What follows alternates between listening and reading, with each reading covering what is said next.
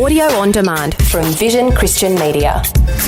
Foundations. Even when Jewish couples get married, you know how there's the tradition where they smash the glass? That's to remember the destruction of Jerusalem, the destruction of the temple, and then they read a psalm, or they read from the Psalms that said, "If I forget you, O Jerusalem."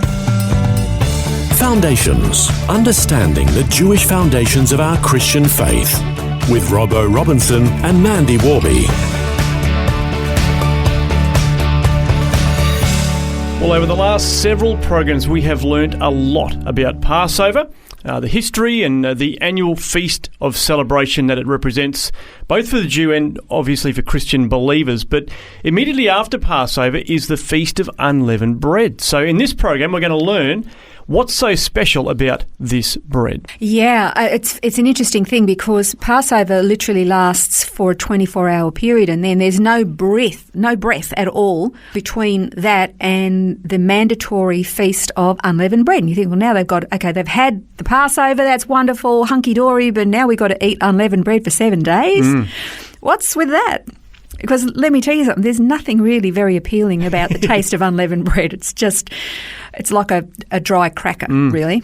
And let me tell you something, Israelis love bread, so they kind of go, Passover, yay, no. But the bread is actually very, very important.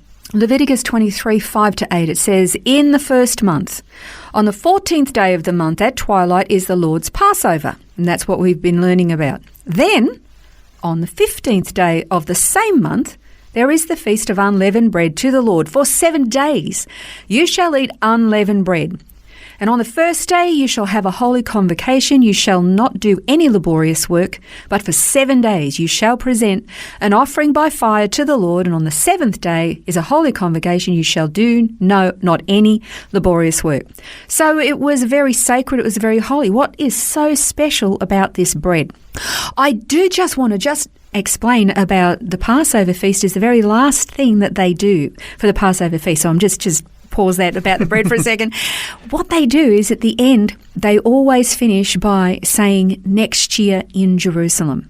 Now that's very, very important because the cry of Jerusalem as being the holy city and the city where their temple was and is supposed to be has been in the cry of the Jewish heart for thousands of years.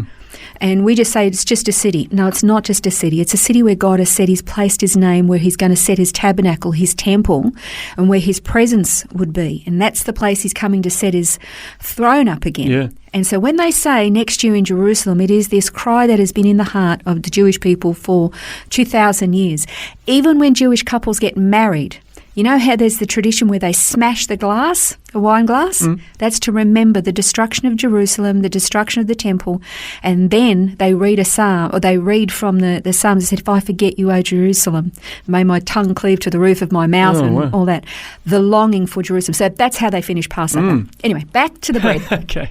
Back to the bread. Okay, so they've got to eat this unleavened bread for a whole week. And, they've just had Passover and all that. But because these feasts, they're interesting to learn about, but what is the take-home value for us? Well, in John 6:35, Jesus said, "I am the bread of life." Okay, so the Feast of Unleavened Bread is quite honestly the symbolic representation of the pure, perfect, sinless life of Christ that gives life. We explain how they make the bread. It's flour and it's water, and they roll it out flat, and then they roll this little device over it and they punch it full of holes to make sure there's no little pockets of air left in there. And then it's baked on a griddle, and you come away with these lines or stripes on it, so it's pierced and striped. And yet it's got no leaven, which means symbolically it's sinless, it's pure, it's perfect. Yeah. And when you read about the Passover lamb, that it had to be presented perfect, pure, without spot, without blemish, and it wasn't to have any of its bones broken.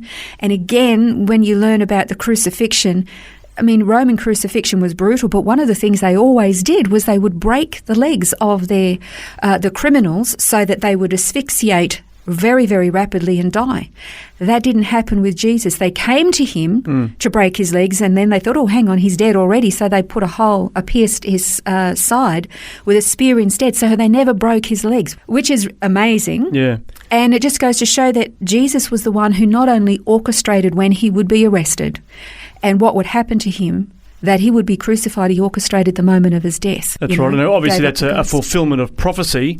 That Roman soldier fulfilled prophecy by not breaking his legs without obviously realising that he was doing it, but yet another fulfilment of one of those messianic prophecies. Yeah, and you put them all together, Robbo, and it's kind of breathtaking. It takes your breath away, and you go, this could not have been orchestrated. Yeah. No man could have orchestrated this. It's definitely of divine origin, the whole thing. And then, again, because Jesus he's called the Passover Lamb. He's called the Lamb of God who takes away the sin of the world. But he said that he was the bread of life who came down from heaven. But he was pure, sinless, perfect, without defect. This is exactly what the bread represents, because it's sinless, it's perfect, yet it's pierced and it's striped. And then, of course, if you jump ahead to Jesus' day, he would travel around and he would preach, and there was one time he said something that was really, really problematic.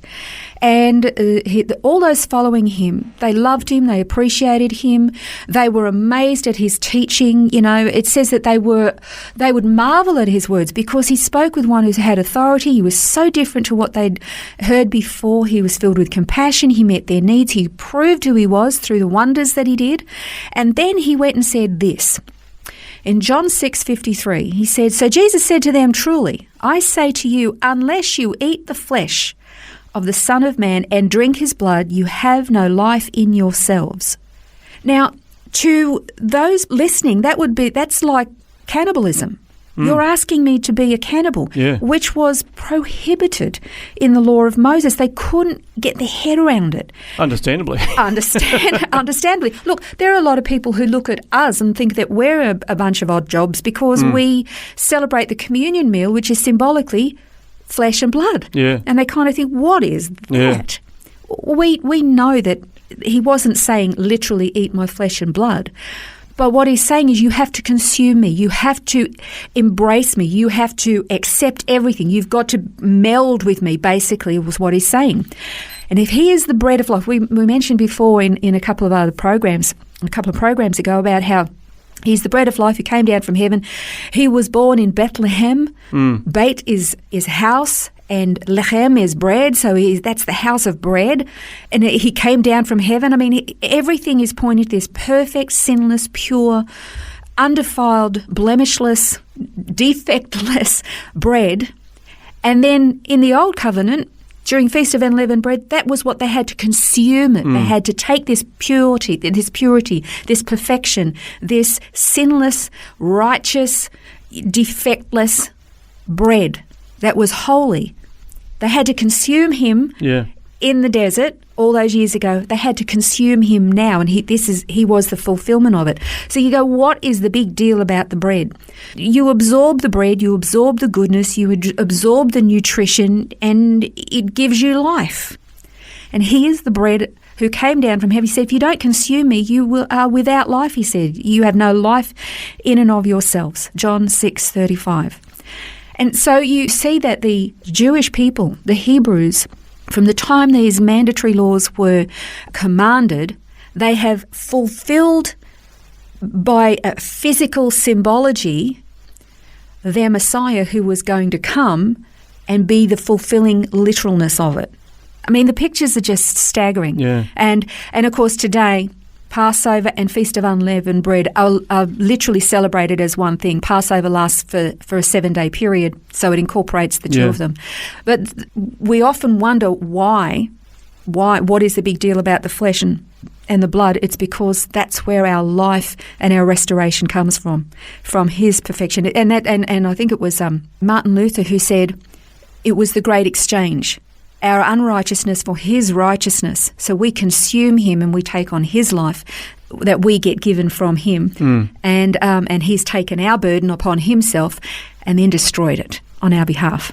Such a wonderful picture, and so much richness in that symbolism, and we can be so thankful for that bread of life that's been given for us. So we're looking forward to joining you again on Foundations for more of this great understanding of the richness of the Jewish roots of our faith. This has been Foundations, a look at the Jewish foundations of our Christian faith. For study notes, resources and more, see vision.org.au/foundations. Thanks for taking time to listen to this audio on demand from Vision Christian Media. To find out more about us, go to vision.org.au.